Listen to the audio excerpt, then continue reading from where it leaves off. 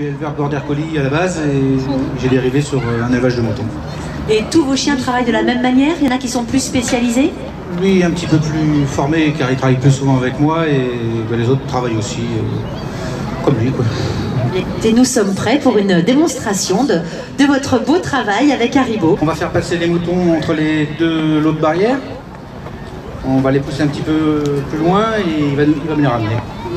Voilà, donc Monsieur Nouvian va avec son chien faire passer les brebis entre les deux barrières, entre les deux petits carrés.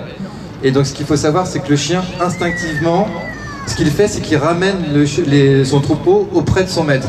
Voilà, pour regrouper tout le monde auprès de son maître. Et là, la difficulté, c'est là l'importance du dressage, c'est qu'il va pousser son chien.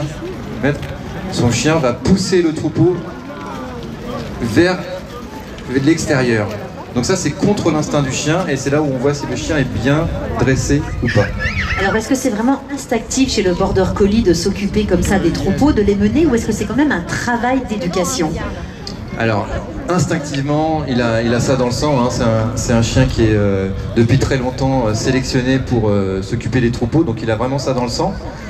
Par contre, dès 8 mois, l'éleveur commence à s'occuper de son chien et à le dresser. On voit que déjà il a réussi la première étape, hein.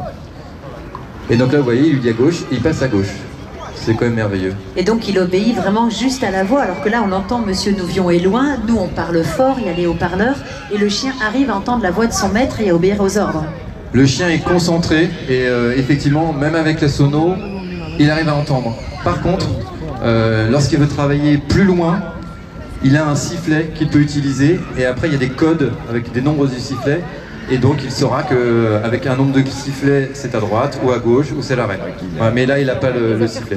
Et un chien peut mener combien de moutons dans un troupeau? Alors là vous me posez une colle, mais souvent dans les grands troupeaux on a à la fois des chiens de berger, donc 2, 3 dans des très grands troupeaux, et puis des patous dans les montagnes qui sont au sein du troupeau tout le temps et qui sont là plutôt pour les défendre s'il y a des attaques de chiens errants ou de loups.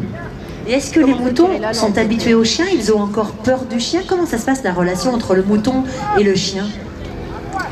Alors avec le patou, le patou pense qu'il est une brebis, donc ça se passe bien. Avec un chien de troupeau, c'est une relation, on va dire, parfois conflictuelle, parce que le chien veut montrer qu'il est le patron, donc il va leur faire comprendre parfois en allant un petit peu vers eux, et puis parfois la brebis elle se laisse faire ou elle se laisse pas faire, mais vous voyez que là, ça se passe en douceur, ça se passe très bien.